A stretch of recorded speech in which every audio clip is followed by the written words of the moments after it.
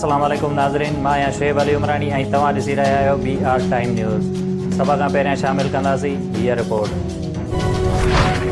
सिंध हुकूमत पारां अफ़गान मुहाजिरनि खे सिंध में दाख़िल थियण खां रोकण जो मुतालबो करे छॾियो।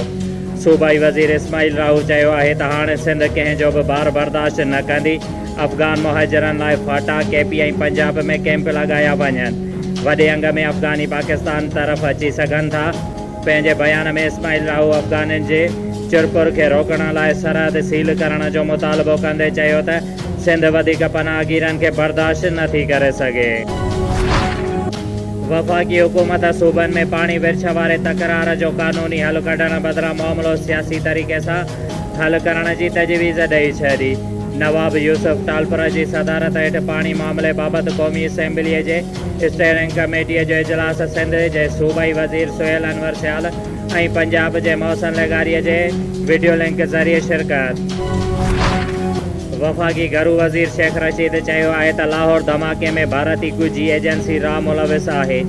पाकिस्तान जो अमन अफ़गानिस्तान सां सलाहियल आहे। पाकिस्तान फ़ौज पंहिंजे ज़िम्मेवारियुनि लाइ हर वक़्तु तयारु आहे।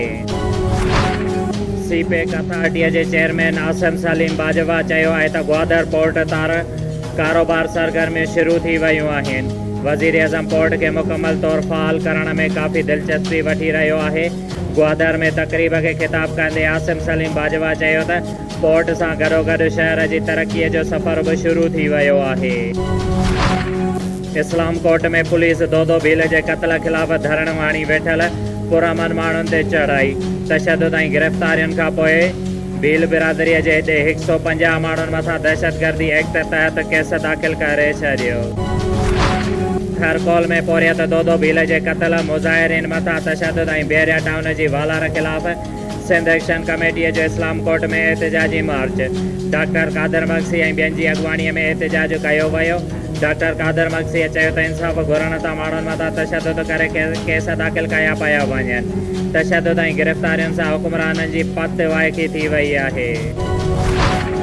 PTI मेंबर्स जी सिंध असेंबलीअ में दाख़िला ते पाबंदीअ ख़िलाफ़ असेंबलीअ आॾो एहतजाज। PTI मेंबर्स ऐं कारकुननि खुर्रमशेर ज़मा जी अॻुवाणीअ में हथनि में प्ले कार्ड खणी एहतजाज कयो। खुर्रमशेर ज़मा चयो त असांखे असेंबलीअ में ॻाल्हाइणु नथो ॾिनो वञे। हुननि खे हाणे ऐवान न पर अदालतुनि में ॻीलींदासीं। न्यूयॉर्क में मिल्कियत कीअं ठाही, नेब अॻूणे सदर आसिफ अली ज़रदारीअ खां जवाब तलब करे वरितो। आसिफ ज़रदारीअ खे सवालनामो ऐं मालूमात फ़राहम करण लाइ नोटिसो माणियो वियो। नेब जो नोटिस मिलण खां पोइ आसिफ ज़रदारीअ गिरफ़्तारीअ खां अॻु वारी ज़मानत लाइ इस्लामाबाद हाई कोर्ट सां राब्तो करे वरितो। आसिफ ज़रदारीअ दरख़्वास्त में मौक़िफ़ इख़्तियार कयो त नेब जे नोटिस सां साख मुतासिर थियण जो ख़दशो आहे। ट्रायल मुकमल थियण ताईं ज़मानत ॾिनी वञे।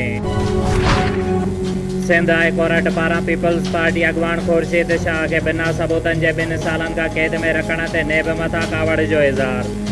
अदालत चयो त 2 सालनि खां के बि सबूत पेश न कया विया ऐं न ई वरी शाहिदनि जा बयान वरिता विया। जस्टिस अहमद अली सैतो नेब प्रोसिक्यूटर अब्दुल आबड़ो खे छंड पटींदे चयो त सिंध में DG नेब खां सवाइ केरु मुक़ररु थियल आहे। अदालत डायरेक्टर नेब सखर खे तलब कंदे चयो त ईंदड़ हफ़्ते सबूतनि समेत सभु तयारी करे अचो। ॿुधणी 5 ताईं हलाइणी पई त बि हलाईंदासीं। सिंध हुकूमत जे तर्जुमान मुर्तज़ा वहाब चयो आहे त MQM माण्हुनि खे बेवकूफ़ बणाइण लाइ एहतजाज करे रही आहे। सनतुनि खे बिजली ऐं गैस न मिलण ते एहतजाज कनि हा त असांखे वधीक ख़ुशी थिए हा। सिंध हाई कोर्ट वॾे वज़ीर जे नाअहलीअ लाइ दरख़्वास्त दाख़िल कराईंदड़ अपोज़िशन लीडर हलीम आदिल शेख खां सुप्रीम कोर्ट जे फ़ैसिले जी कापी घुरी वरिती। हलीम आदिल शेख चयो आहे त सिंध असेंबलीअ में रुॻो पंहिंजे मुफ़ादनि लाइ क़ानून ठाहिया वेंदा आहिनि। तब्दीली सरकार महांगाई सटियल आवाम जो जीअण जंजाल बणाए छॾियो। सिंध में 2 हफ़्तनि खां पोइ खुलियल स्टेशन ते CNG जी फ़ी किलो 30 रुपया महांगी। 22 जून खां बंदि पियल CNG स्टेशन अॼु सुबुह 8 वॻे खोलियूं वयूं। CNG जे खुलंदे ई आवाम फ़ी किलो 30 रुपया महांगाईअ जो झटको। लाड़काने में बिजलीअ जी लोड शेडिंग। पीपल्स पार्टीअ जो सेप्को ख़िलाफ़ एहतजाजी मुज़ाहिरो ऐं धरणो। पीपल्स पार्टी कारकुननि जे वॾे अंग में जमील सूमरो जी अॻुवाणीअ में सेप्को ख़िलाफ़ अलमुर्तज़ा रोड ते धरणो ऐं नारेबाज़ी कई। केतराई पीपल्स पार्टी कारकुन हथन वारा पलखा खणी एहतजाज में शामिल थिया। फुल भरसां ॻोठ आशम फुल वटि नौशर फेरोज़ कोर्ट मां सुनवाईअ तां वापसि मोटंदड़ दरिया खान मरी भरसां ॻोठ हुसैन बख्श वगण जे रहवासियुनि मथां हथियारबंदनि हमलो करे ॾिनो। फायरिंग सबबि उस्ताद अताउल्ला वगण, सद्दाम वगण ऐं कार ड्राइवर लियाकत लिगारी मौक़े ते ई क़तल थी विया, जॾहिं त उमेद अली वगण सख़्तु ज़ख़्मी थी पियो, जंहिंखे इस्पताल नियो पियो वियो त हुन ज़ख़्मनि जा सूर न सहंदे रस्ते में फ़ौत थी वियो। वाज़े रहे त सद्दाम वगण ऐं उमेद अली वगण कुझु महीना अॻु क़तल थियल बिलावल मरीअ जे क़तल केस में जेल में हुया, जिन मां कुझु ॾींहं अॻु सद्दाम वगण ऐं उमेद अली वगण ज़मानत ते आज़ादु थिया हुया।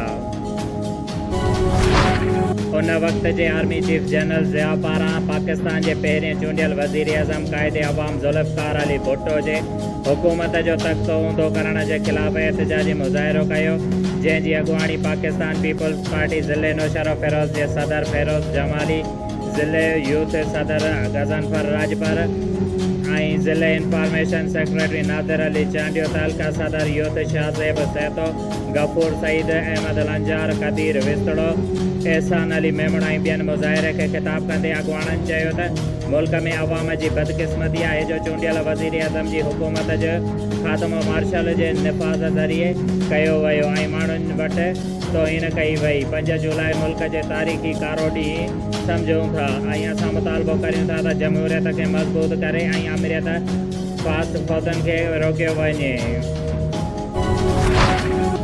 डिप्टी कमिश्नर शहीद बेनज़ीराबाद अबरार अहमद जाफ़र चयो आहे त कंप्यूटर जी तालीम ॿारनि लाइ तमामु ज़रूरी आहे त जीअं उहे जदीद दौर जे तक़ाज़नि मुताबिक़ ॼाण हासिलु करे सघनि।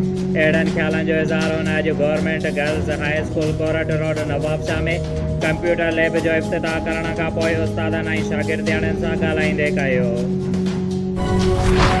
नासिरी थाणे जी हद ॻोठ नासिरीअ जे रहवासी मर्द ऐं औरतुनि सईद खान लाखो, रब ॾिनो लाखो, मिसमात नवाब ख़ातून, मिसमात सुल्ताना ऐं मक़तूल मज़ार लाखो जे 4 ॿारनि सां गॾु नवाबशाह प्रेस क्लब ॿाहिरां एहतजाजी मुज़ाहिरो कंदे चयो त 15 रमज़ान ते बेरहम जवाबदार अयाज़ अली लाखो, इमरान अली लाखो, मुख्तियार अली लाखो ऐं मोहम्मद उर्स लाखो मज़ार लाखो खे बेदर्दीअ सां क़तल कयो, जॾहिं त असां अहिड़ो केस मज़कूरा जवाबदारनि ते नासिरी थाणे ते दाख़िल करायो आहे, जॾहिं त पुलिस सिर्फ़ु हिकु जवाबदार अयाज़ लाखो खे गिरफ़्तार कयो, जॾहिं त 2 जवाबदारनि इमरान लाखो, मुख्तियार ऐं मोहम्मद उर्स लाखो जे सेशन कोर्ट ज़मानत रद्द कई आहे, लेकिन पुलिस जवाबदारनि खे गिरफ़्तार नथी करे। मज़कूरा जवाबदार असांखे मोतमार धमकियूं ॾेई रहिया आहिनि, जिन मां असांखे जान जो ख़तरो आहे। हुननि चयो त मज़कूरा जवाबदारनि ख़िलाफ़ कार्रवाई करे असां सां इंसाफ़ कयो वञे ऐं असांखे तहफ़्फ़ुज़ फ़राहम कयो वञे।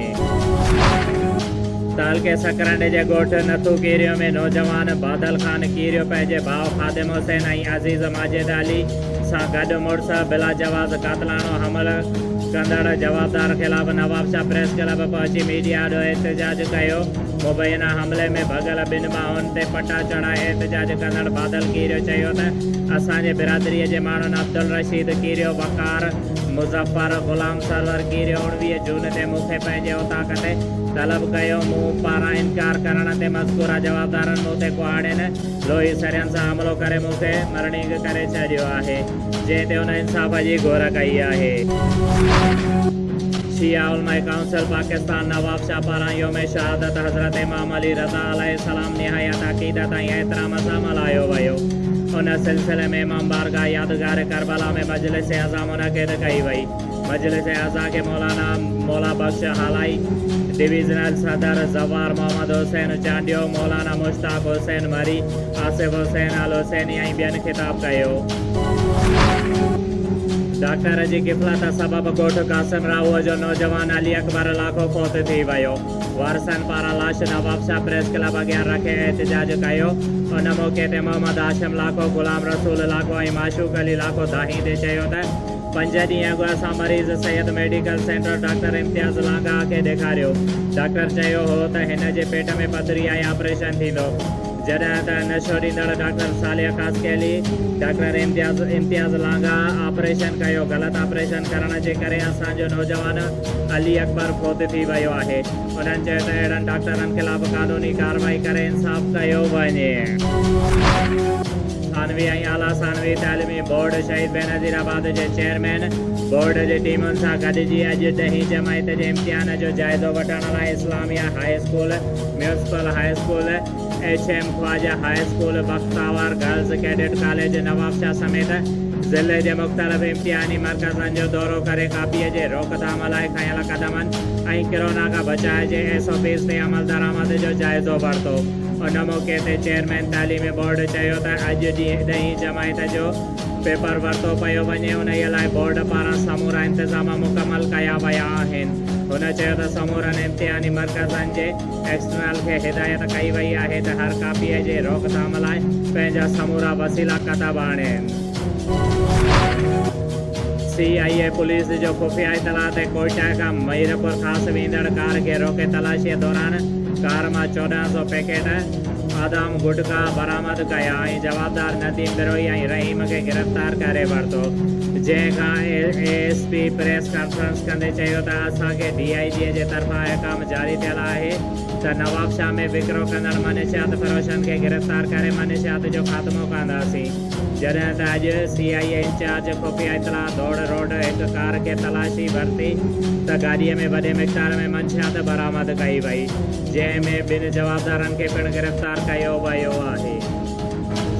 शोएब अली उमराणी खे ॾींदा इजाज़त। वधीक ख़बरुनि ऐं अपडेट्स लाइ ॾिसंदा रहो BR टाइम न्यूज़।